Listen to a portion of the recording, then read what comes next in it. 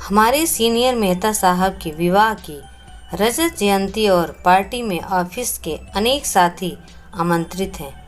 विवाह अथवा विवाह संबंधी किसी भी अवसर में शामिल होना मुझे बिल्कुल अच्छा नहीं लगता, पर मन की इच्छा अनिच्छा एक और बात है और व्यवहारिकता निभाना दूसरी। फिर मेरा परम मित्र पारिक मुझे ऐसे कहाँ छोड़ने वाला था, जिसने मुझ जैसी बेवकूफ़ को दुनियादारी सिखाने की पूरी जिम्मेदारी ले रखी है। उपहार भी उसी ने दिलवा दिया और संग ले भी गया। दफ्तर के सहकर्मियों के अलावा मेहता दंपत्ति के सगे संबंधी और अन्य मित्रगण थे। तरह तरह के पकवानों और पेय पदार्थों से मेज सजी हुई थी। कुछ लोग मिलने मिलाने के इरादे से जाते हैं ऐसे मौके पर, तो कुछ बढ़िया भोजन के निमित्त। मेरी इन दोनों में ही रुचि नहीं थी। मेरा बस चलता तो उपहार पकड़ाकर चुपचाप खिसक लेता। कहीं भी नहीं लगता आजकल मेरा मन। शरीर घर दफ्तर के सारे कर्तव्य निभाता चलता है, पर मन तो जैसे काष्ठ हो गया है। एक अजब उचाट सी वीरांगनी समा गई है मन के भीतर। मैं एक किनारे खड़ा झुंझलाया सा पारिक दंपत्ति के लौटने चलने की प्रतीक्षा कर रहा था कि मुझे वसुंधरा दिखाई दी। एक बार तो मुझे लगा कि यह मेरा कोरा वहम है। मुझे तो हर जगह और हर समय वसुंधरा ही दिखाई देती है, पर फिर भी अपना संशय दूर करने के लिए मैं उधर ही चल पड़ा। वह अपनी किसी परिचिता से बातें करने में मशहूर थी। आज वह संपूर्ण युवती लग रही थी। किशोरावस्था में वह मेरी अभिन्न मित्र थी, लेकिन आज कहीं बहुत पीछे छूट चुकी है।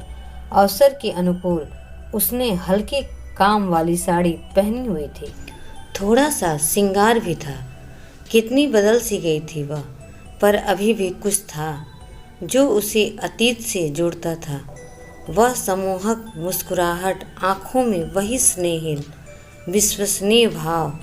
बहुत कुछ बदल कर भी तो वह मेरी वसुधा ही थी। कुछ देर में उसे थोड़ी दूर से देखता रहा, फिर उसके पास जाकर खड़ा हो गया। चुपचाप उसने नज़र उठाकर देखा और पहचानते ही अचकचा गई। अब तो संदेह की कोई गुंजाइश भी नहीं बची थी। एक बार तो जी चाहा उसका हाथ कसकर अपनी मुट्ठियों में पकड़ लूं, पर बुद्धि ने अपना क्रोध याद दिलाया, उसकी बेवफाई याद दिलाई। अब वह किसी की पत्नी है। मेरा कोई हक नहीं बचा था उस पर। हाल चाल भी क्या पूछता। अच्छी भली तो लग रही थी। असमंजस की स्थिति में कुछ पल खड़ा रहा और फिर चलने को हुआ तो वह मेरा इरादा भाप कर बोली, क्या मैं कल थोड़ी देर के लिए तुमसे मिल सकती हूँ? मेरी प्रतिक्रिया पढ़ने के लिए उसने एक आशा भरी निगाह मुझ पर डाली, पर मैंने मिलने की कोई उत्सुकता नहीं दिखाई। तटस्थल की ही रहा और अपना कार्ड पकड़ाकर लौटा आया, बिना एक भी शब्द उससे कहे। रात को नींद कहाँ से आती, न चाहते हुए भी विगत बार बार स्वयं को दोहराता रहा।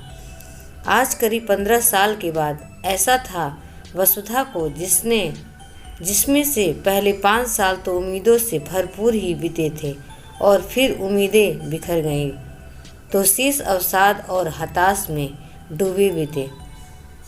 सुनहरे भविष्य की ख्वाब बुनना जिंदगी का एक हसीन हिस्सा होता है, और मैंने तो कोई ऐसा ख्वाब भी नहीं देखा था जिसके की पूरा होने की कोई संभावना न होती। पर शायद सपनों की नीति ही है टूट कर बिखर जाना। सब अब सपने यदि पूरे हो जाते तो वे स्वप्न ही क्यों कहलाते। 10 वर्ष पहले ही वह रेल यात्रा आज भी ताज़ा है मेरी स्मृति में। गाड़ी की एक सुर आवाज़, हिचकोले लेती चाल, लोगों की आवाजाही, आज भी आंख बंद करके मैं सब कुछ देख सुन सकता हूँ। अपनी शिक्षा पूरी कर ढेर सी उमंगे मन के लिए मैं जमशेदपुर लौट रहा था। अपना जन्म स्थान सभी के लिए प्रिय होता है।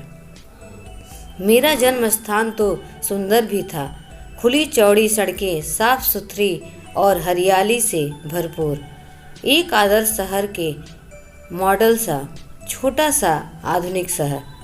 बस एक ही मुश्किल थी, उच्च शिक्षा की कमी।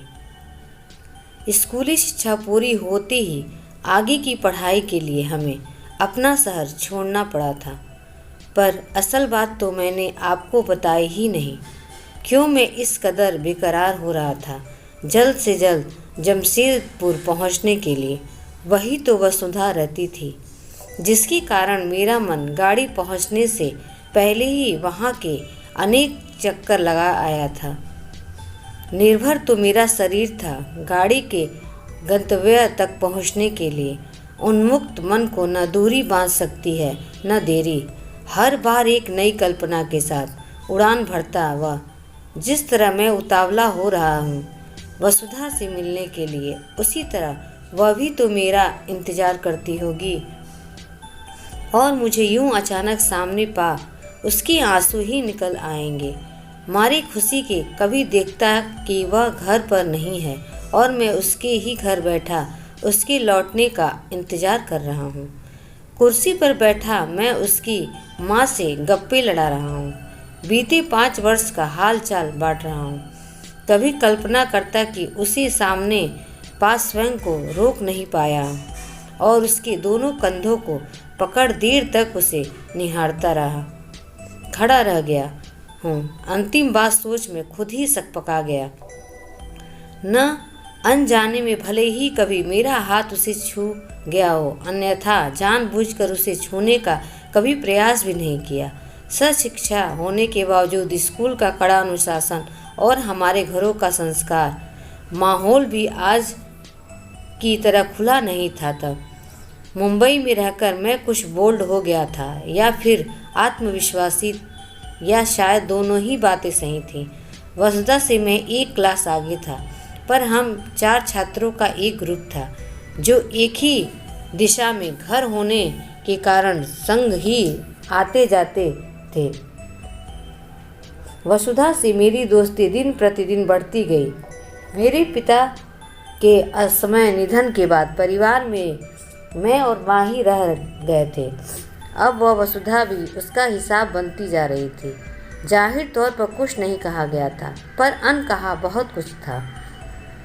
भविष्य की अनेक योजनाएं बनाया करते थे हम, और इन सब में माँ की मौन स्वीकृति भी शामिल थी।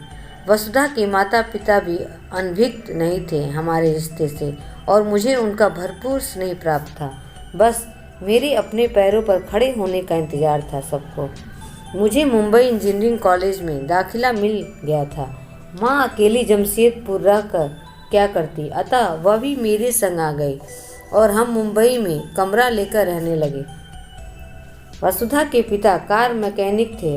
अपने वर्कशॉप से उन्हें इतनी आमदनी हो जाती थी कि 3 जन का उनका परिवार सम्मानपूर्वक जिंदगी बसर कर सके। मुंबई में रहते हुए प्रथम 2-2.5 वर्ष तो वसुधा से नियति पत्र व्यवहार चलता रहा, लेकिन धीरे धीरे उसके पत्रों का सिलसिला धीमा पड़ने लगा। आती भी तो जल्दबाजी में लिखी चंद पंक्तियां ही होती, जिनमें 1-2 बार उसके पिता के अस्वस्थ रहने का जिक्र भी था। पर मेरे पूछने पर उसने उत्तर में सब ठीक है ही लिखा था। मेरी शिक्षा पूरी हुई और जल्द ही नौकरी मिलने की संभावना थी। यह सोचकर कि वसुधा अपने माता पिता से बहुत दूर नहीं जाना चाहती, मैंने भारत के उत्तरीय प्रांतों की नौकरियों के ही आवेदन पत्र भरे। अब समय आ गया था कि वसुधा को पाने का अपना सपना पूरा कर सकूं। जब मैं उसके घर पहुंचा तो सांझ घिर आई थी। मकान तो वही था, पर द्वार किसी अपरिचित ने खोला और बताया कि वह पिछले 1 साल से वहां रह रहे हैं। पुराने मालिक का नया पता नहीं था। उनके पास अधिकांश मित्र भी तितर-बितर हो चुके थे, पर उनके परिवार वहीं थे। उन्हीं में से एक से पता चला कि वसुधा एक उसके माता पिता जमशेदपुर छोड़ गए हैं, और सुना है वसुधा का विवाह भी हो गया है। मुझे लगा मानो पूरा शहर ही मेरी खिल्ली उड़ा रहा है। यह बात भी तो गले नहीं उतर रही थी कि वसुधा के माता पिता ने जबरदस्ती ही उसकी विवाह अन्यत्र कर दिया होगा। वहाँ रुकने का कोई कारण शेष नहीं बचा था। पराया ही हो गया था मैं। मेरा अपना शहर मेरे लिए। मैं मुंबई लौट आया। 1-2 जगह नौकरी करने के बाद कलकत्ता की एक बड़ी फर्म में मुझे नौकरी मिल गई और मैं माँ के साथ यहीं बस गया। नदी के प्रवाह की मांदी ही होती है काल की गति। समय भी जब आगे बढ़ता है तो बहुत कुछ चाहा अनचाहा अपने किनारों पर छोड़ता चलता है। ठीक नदी की ही तरह जिंदगी की त्रासदी तब होती है जब अपना कोई बहुत प्रिय बहुत निजी किनारे पर छूट जाता है। पर जिंदगी को तो आगे बढ़ना ही होता है। पीड़ा और टीस मन में समेटी भीड़ में भी एकाकी होने का श्राप ढोते हुए, पर मैं एक फर्क है दोनों में। नदी मुड़ता है, राह बदलती है तो स्नेह स्नेह, जबकि जीवन में एक पल एक ही घटना किसी ऐसे मोड़ पर ला पटकती है कि सब कुछ बेमानी हो जाती है। बहुत कोशिश की मैंने वसुधा को भुलाने की, अपने समूचे अतीत को दिलो दिमाग से मिटाने की, पर कुछ बाल हट ही होता है ऐसे पलों का, यादों में डटे रहने का। तभी तो आज उसे देख घाव फिर टिसने लगा था। दूसरे दिन सुबह ही वसुधा का फ़ोन आया और वह लंच के समय दफ्तर आ गई। हो सकता है उसने सोचा हो कि वह मुझे कहीं बुलाए तो मैं जाऊं या न जाऊं। बहरहाल हाल वह मेरे सामने थी और हम कैंटीन के शोर शराबे में न बैठे, बाहर पार्क की ओर निकल गए। मेरे भीतर वसुधा के प्रति क्रोध से अधिक निराशा का भाव ही रहा है और वह जरूर यह बात समझ चुकी थी। यह भी जानती थी कि शब्दों के इस्तेमाल में मैं थोड़ा कृपण हूँ। अतः कुछ देर की खामोशी सहन कर उसने स्वयं ही बात छेड़ी। कारण भी नहीं पूछोगे, बस यूं ही नाराज बैठे रहोगे मुझसे, अब क्या फ़र्क पड़ता है। बस इतना ही कह पाया मैं। तुम्हें न पड़े पर मुझे तो पड़ता ही है। तुमने तो यह मान लिया कि मैंने तुम्हारे साथ धोखा किया। कुछ पूछते तभी जान पाते कि मुझे स्वयं से कितना संघर्ष करना पड़ा था निर्णय लेते समय। वसुधा बीते वर्षों का ब्यौरा देने लगी। वह बताती रही, मैं सुनता रहा। तुम्हें मैंने एक बार लिखा था कि पापा की तबीयत ठीक नहीं चल रही है। शुरू में तो मामूली बीमारी समझ इलाज करवाया पर कोई फर्क नहीं पड़ा। जब टेस्ट कराए गए तो डॉक्टरों ने बीमारी का नाम SLE बताया, जो पापा की किडनी पर असर कर रही थी। यूं ही देर से पकड़ में आती है यह बीमारी, फिर अधिकांश तौर पर स्त्रियों को ही होने के कारण डॉक्टरों का ध्यान पहले इस ओर गया ही नहीं। जब पक्का हो गया कि SLE बीमारी ही है तो डॉक्टर ने फौरन कलकत्ता ले जाने को कहा। तुम्हें ये सब नहीं लिखा ताकि तुम्हारी पढ़ाई में कोई रुकावट न आए और तुम इच्छित होकर अपनी पढ़ाई कर सको। जमशेदपुर में ही एक बार जब मैं पापा को लेकर अस्पताल गई थी तो वहाँ मनीष से मुलाकात हुई। याद होगा तुम्हें, मनीष तुमसे 2 क्लास सीनियर था। एक ही स्कूल में पढ़े होने के कारण कुछ जान पहचान तो थी हमारे बीच। मुझे परेशान देख वह कारण पूछने लगा। उसने हमारी बहुत सहायता की। पापा को अस्पताल ले जाने में, दवा का इंतजाम इत्यादि सारी जिम्मेदारियां उसने ले ली। वर्कशॉप का काम भी देखने लगा ताकि रुपये पैसे के कारण इलाज न रुके। और जब पापा को कलकत्ता ले आए तो सप्ताहांत में कलकत्ता का चक्कर भी लगा जाता। अपनी तरफ से माँ और मैं भी पूरा प्रयत्न कर रहे थे। मनीष भाग दौड़ के सारे काम निपटा जाता और सलाह मशविरा भी हो जाता।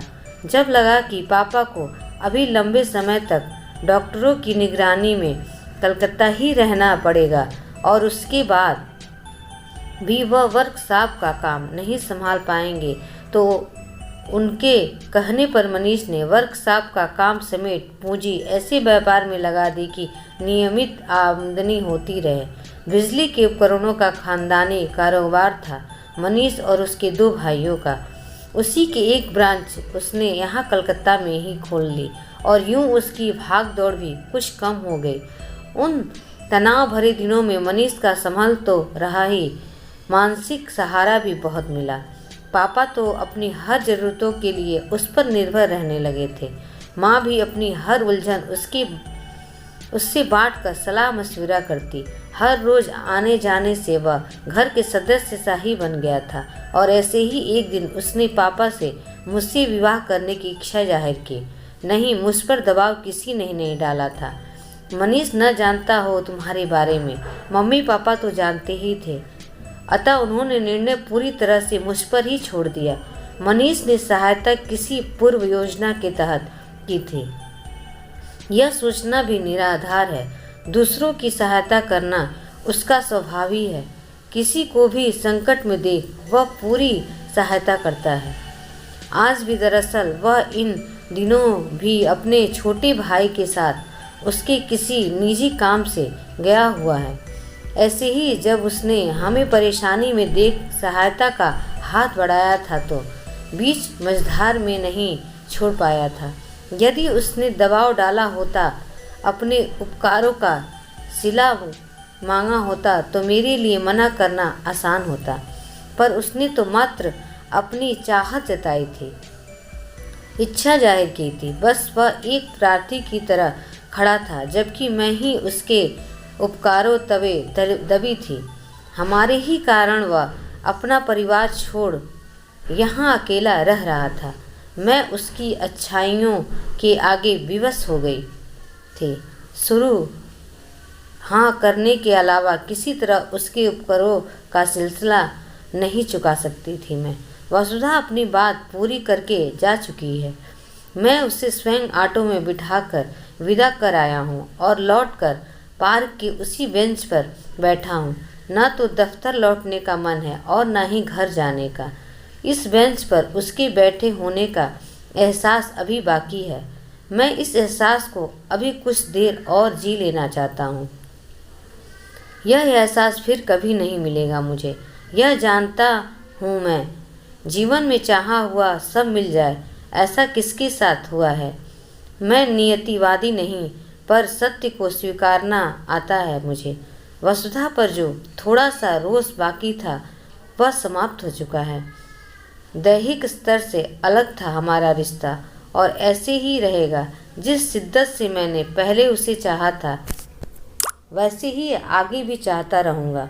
पाबंदियाँ तो शारीरिक प्रेम पर ही हो सकती हैं, मन में जुड़ा रिश्ता कौन तोड़ सकता है, कौन सा समाज मर्यादित कर सकता है। पर भविष्य के कभी उससे मिलूँगा नहीं, यह भी निश्चित है। इसीलिए न तो मैंने उसके घर का पता पूछा और न ही फ़ोन नंबर लिया। मेरा असली नाम नहीं है। वसुधा की सरू कहकर छेड़ा करती थी मुझे, मेरे लंबे कद के कारण, और फिर यही प्यार का संबोधन बन गया था मेरे लिए। आज उसके मुख से मेरी असली नाम की बजाय फिर सरू ही निकला था। उसकी मन की अतल गहराइयों में आज भी मेरा वास है कहीं। यही संतोष बहुत है मेरे लिए। रही बात मेरी, तो क्या सिर्फ स्त्री की एक निष्ठ हो सकती है। गोपियों ने एक बात कही थी उद्धव से, उद्धव मन नाही 10-20 ये कहूँ तो 100 गयो श्याम संग। यही चिरंतर सत्य है। कम से कम मेरे लिए तो अवश्य। किसी और को पत्नी बनाकर मैं उसके साथ न्याय नहीं कर पाऊँगा। एक याद है जो स्थायी रूप से मेरे संग है और उसी के साथ जीवन गुजारने की ठानी है मैंने। अगर कहानी पसंद आई हो तो प्लीज़ लाइक एंड सब्सक्राइब ज़रूर करें। धन्यवाद।